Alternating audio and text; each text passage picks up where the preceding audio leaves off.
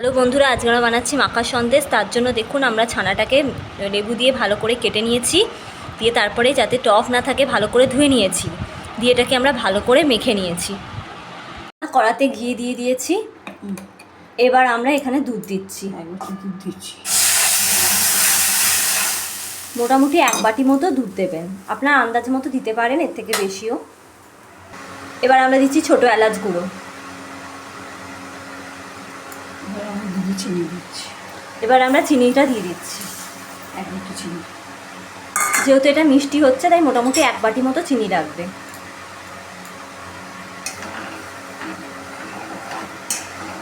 এবার এটাকে ভালো মতো একটু খুন্তি দিয়ে নাড়িয়ে নিতে হবে। ফুটে গেছে, এবার আমরা ছানাটা দিয়ে দিচ্ছি।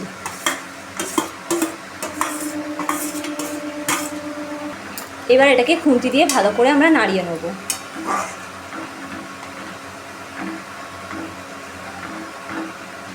এবার আমরা দিয়ে দিচ্ছি গুঁড়ো দুধ, 10 টাকার গুঁড়ো দুধ। 10 টাকার একটা গুঁড়ো দুধ, পুরোটাই দিয়ে দিচ্ছি। দিয়ে এটাকে ভালো মতো আমরা এখন নাড়িয়ে নেব। এই গুঁড়ো দুধটা দেওয়ার পরে আমরা এটাকে ভালো করে শুকিয়ে নেব। আমাদের মাখা সন্দেশটা তৈরি হয়ে গেছে, পুরো শুকনো করে নিয়েছি। আর আমরা এদিকে থালাতে ঘি মাখিয়ে নিয়েছি।